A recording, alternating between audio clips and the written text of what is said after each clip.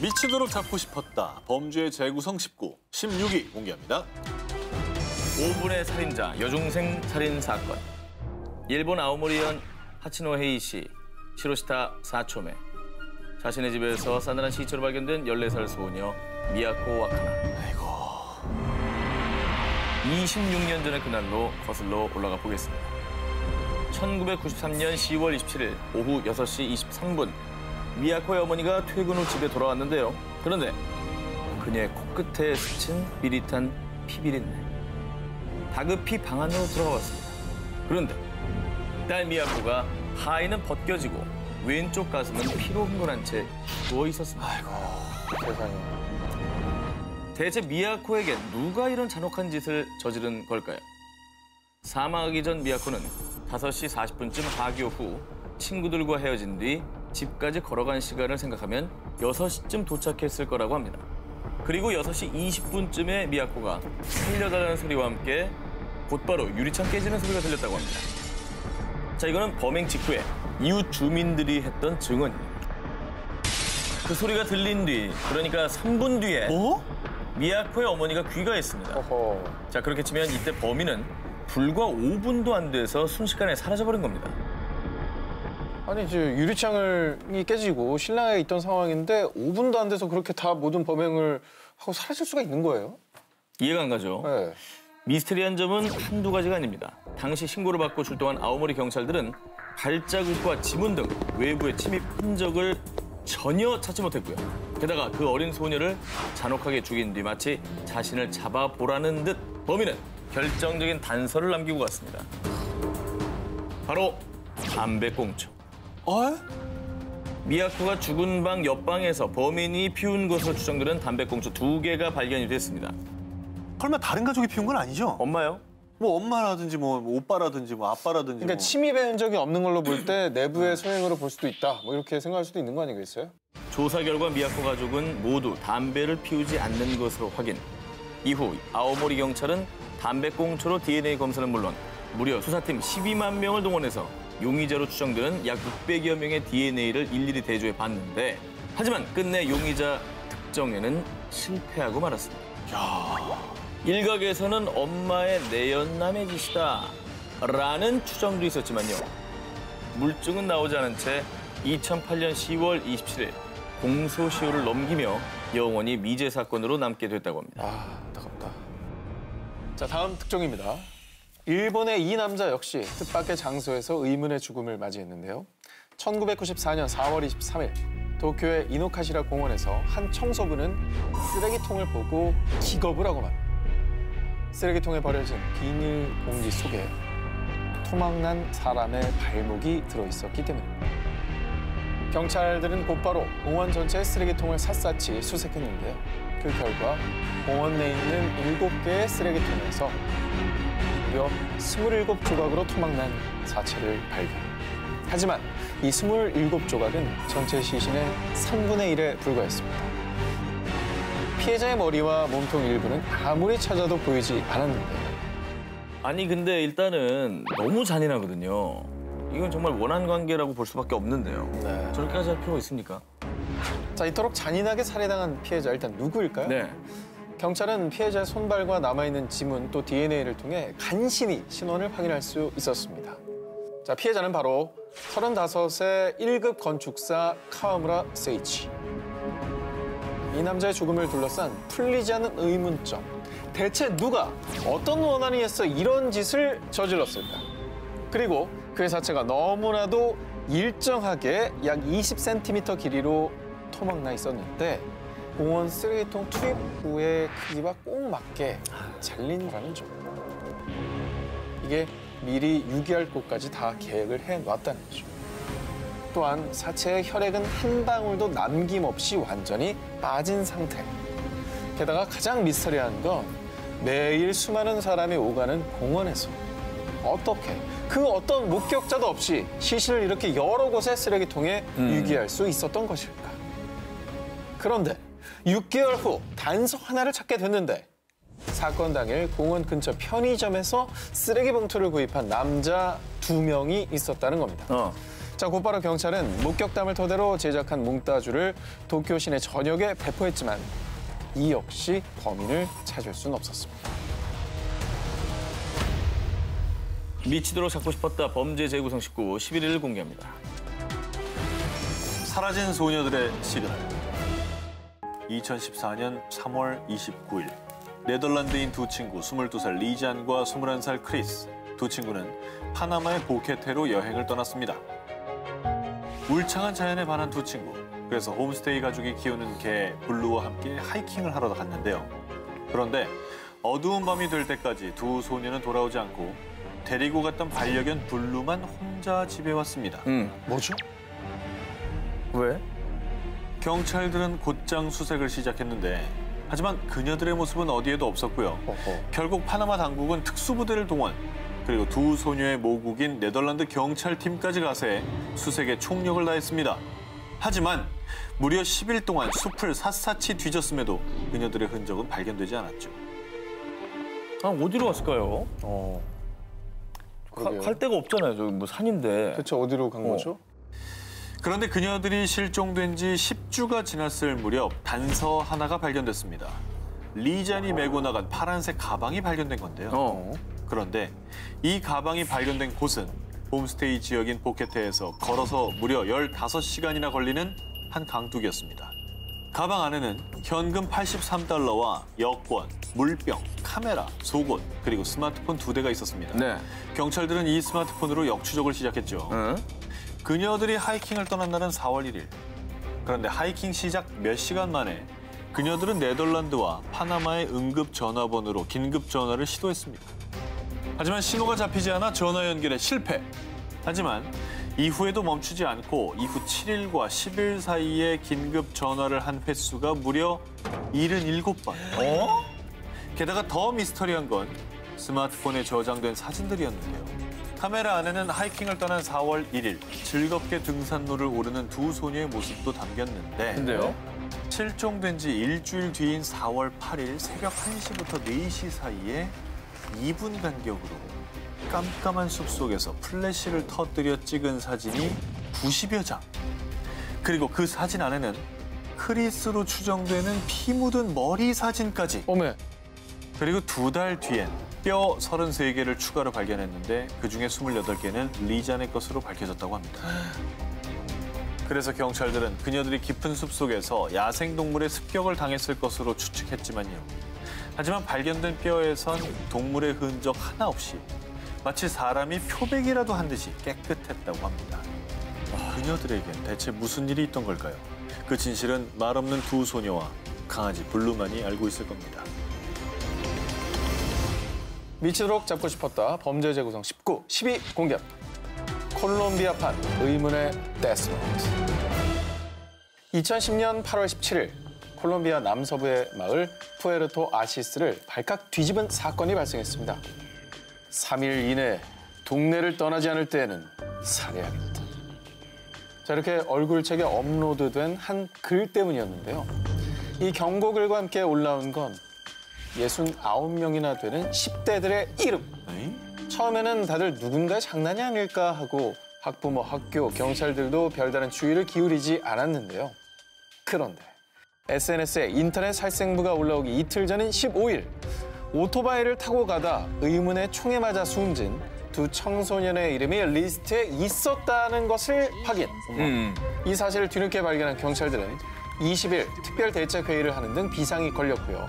사건의 심각성을 인지한 콜롬비아 당국에서도 인터넷 전문가를 포함한 특수팀을 꾸려 마을로 파견, 그리고 사건에 관련된 거라면 모든 제보를 받겠다며 330만 원 상당의 보상금까지 걸었습니다.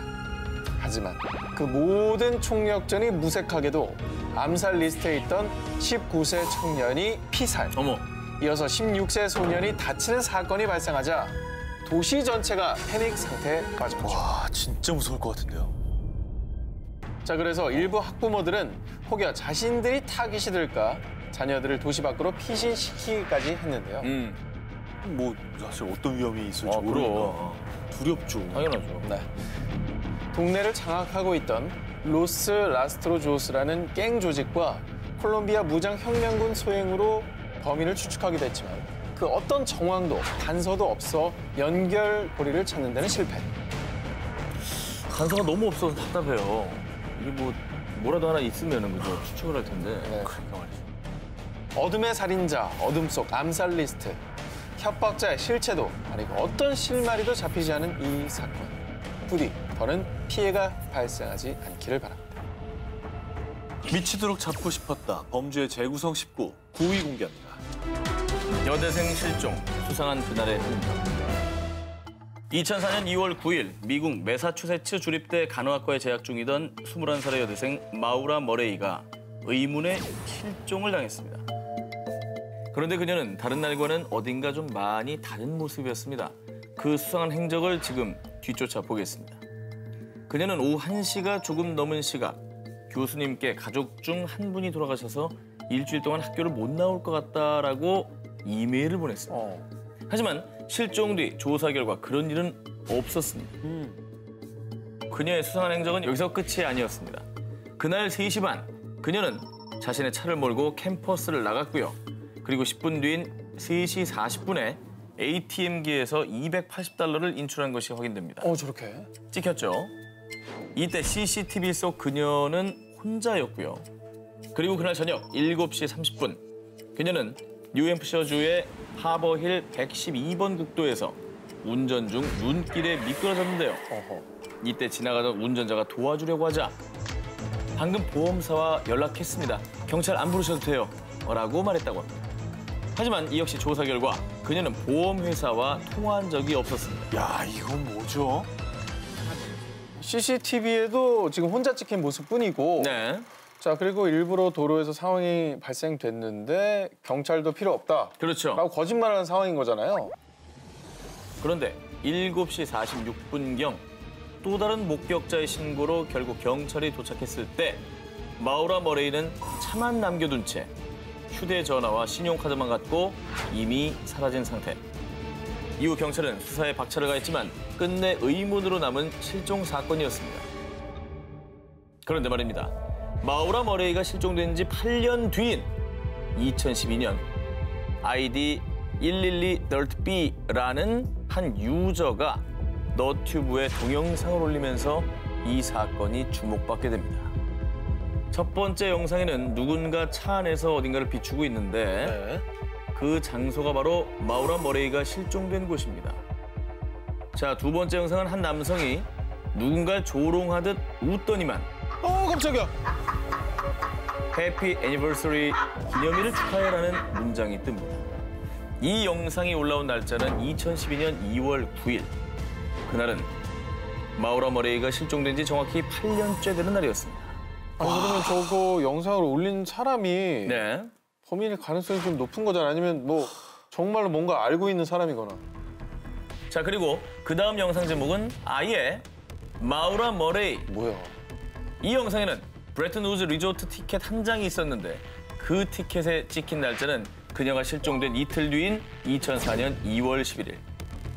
사람들은 이 영상을 보고 브레튼 우즈 리조트 근처에 안매장된 게 아닐까 하는 추측을 했다고 합니다. 충분히 가능한 추측이죠. 저거는 저 주변을 좀 다 파봐야 되는 거 아닙니까? 하지만 이 동영상을 업로드한 유저 알든 올슨을 잡았는데요. 잡았어요? 당시 그는 정신질환을 앓고 있었고요. 이 사건과는 관련이 없다고 판단해 더 이상 수사는 하지 않았다고 합니다. 그녀는 대체 그날 어디로 가고 있었던 것일까요? 혹시 정말 누군가에게 협박을 받고 있었던 건 아닐까요? 정말 의문의 동영상은 그녀의 실종에 전혀 관계가 없는 걸까요? 미치도록 잡고 싶었다. 범죄 재구성 19, 8일 공개합니다. 홍콩 밀실 살인의 전날. 2015년 5월 홍콩 마안산 버스 정류장에 서 있던 한 차량. 그런데 화창한 날씨에도 불구하고 와이퍼만 계속 움직이고 있었는데요. 이를 이상하게 여긴 한 행인이 차 안을 들여다봤는데 차 안에는 두 여인, 웡슈펑과 호리링 모녀가 숨져 있었습니다. 와이퍼는 움직이고 그런데 정말 미스터리한 건 누군가 차 안에 침입해 모녀를 살해한 흔적도 또 자살한 흔적도 찾을 수가 없었습니다. 그렇게 모녀의 사망 원인이 좀처럼 밝혀지지 않자 밀실살인으로 불리며 사건은 미궁 속에 빠졌는데요. 그런데 당신을 아내와 딸을 살해한 혐의로 체포합니다. 아니, 그러면 남편이 범인인 거예요? 놀랍게도 범인으로 지목된 사람은 숨진 아내의 남편 호킴선. 그는 홍콩 명문의 모 의대 마취과 부교수였는데요. 하지만 그에겐 너무나 분명한 알리바이가 있었습니다. 사건 당일 학교에서 실험하고 있었습니다. 그런데도 그가 범인인 이유. 자칫 미제 사건으로 남을 뻔한 이 사건은 모녀의 시신을 부검하면서 새 국면을 맞게 됩니다. 부검 결과 모녀의 사인은 일산화탄소 중독으로 인한 질식사. 하지만 차량 어디에도 일산화탄소가 새어나올 만한 정황이나 물건이 없었습니다. 수사가 다시 난관에 부딪히려는 그때. 여기 요가볼이 왜 찌그러져 있지? 요가볼이 차량 트렁크에서 발견된 건데요. 이후 탐문 조사를 벌인 경찰은 충격적인 사실을 확인하게 됩니다. 그러고 보니 호킴선 교수가 요가볼에 가스를 넣고 있었어요. 소름. 그렇습니다. 남편 호킴선은 요가볼에 일산화탄소를 넣고 마개를 없앤 뒤 아내와 딸이 타고 있는 차에 넣어둔 거죠. 즉, 밀실 살인 트릭을 쓴 겁니다. 아니 어떻게 아내랑 딸을 그렇게 죽일 수가 있어요? 야, 진짜 정말 저 진짜 사람이야? 인류법을 쓰는 진짜 악마네요. 아니 근데 왜 죽인 겁니까? 왜? 그 이유 좀 얘기해 주세요. 사실 남편 호킴선은 자신의 제자이자 딸의 과외 선생인 한 여성과 불륜 관계였는데요. 이 사실을 알고 있던 아내에게 이혼을 요구했지만 거절당하자 살해하기로 한 겁니다. 그런데 모든 사실이 밝혀졌음에도 우울증을 앓는 아내가 딸과 자살한 거다, 자신은 모르는 일이다 라며 끝까지 뻔뻔하고 이 추악한 변명을 했다고 합니다. 미치도록 잡고 싶었다. 범죄 재구성 19, 7일을 공략. 빨간 고무공 미스터리. 2014년 12월 12일 정오, 미국 펜실베니아의 911에 걸려온 한 통의 전화. 숲에서 사람 머리를 발견했어요. 자, 이 끔찍한 광경이 목격된 곳은 펜실베니아 북서쪽에서 약 40km 떨어진 숲. 현장에서 발견된 머리를 본 경찰은 충격과 공포 그 자체였습니다. 안구가 있어야 할 곳에 빨간 곰공 2개가 대신 채워져 있었던 건데요. 각막 밀매 뭐 이런 거 아니에요? 자, 안구를 밀매했다. 안구를 적출해가지고 예. 그걸 밀매한다. 장기 밀매처럼. 자, 이 사건은 펜실베니아에서 일어나는 기이한 사건으로 불리면서 미 전역을 충격과 공포에 몰아넣었습니다. 자, 부검을 담당한 FBI와 치과 의사의 소견에 따르면요. 50대의 백인 여성이며 펜실베니아에서 거주하지 않았다고 결론을 내렸는데요. 하지만 이 이상 여성의 신원이 더 이상 밝혀지지 않고 사건은 여전히 오리무중인 상태. 아니 그러니까 DNA 검사하면은 나오지 않습니까? DNA 검사 안 해봤어요? 정말 안타깝게도 DNA 검사가 다소 어려웠는데요. 왜요? 그 이유는 범인이 완전 범죄를 위해서 약품으로 머리에 방부 처리를 했기 때문입니다. 이 사람은 이거는 완전히 계획한 거네요. 완전 계획범죄죠 이거. 완전 나쁜 놈이네. 자, 그리고 수사 과정에서 밝혀진 또 하나의 단서. 미국의 저명한 병리학자 사이를 웨흐트의 엑스레이 결과인데요. 7개의 뼈로 이루어진 척추의 맨 윗부분인 경추가 저렇게 사라져 있는 것이 보이죠? 경추가 없네요. 왜 사라졌어요? 경추는 왜 사라진 거예요? 특히 목 부분의 깔끔한 절단면은 시체를 주로 다루는 직업군의 소행으로 일단 보인다고 합니다. 그럼에도 불구하고 그렇다면 처음에 발견된 대체 빨간 공은 왜? 빨간 공에 대한 의문은 풀리지 않는 상황이죠. 하지만 조금씩 희망이 보이는 건 3차원 스캐닝 기법을 통해 피해자의 얼굴을 복원하는 데는 성공. 석고로 이 모형이 제작되어 공개가 저렇게 됐는데요. 자, 하루빨리 피해자의 신원과 사건의 진상이 밝혀져 이 극악무도한 범죄자가 꼭 법의 심판을 받길 기원합니다.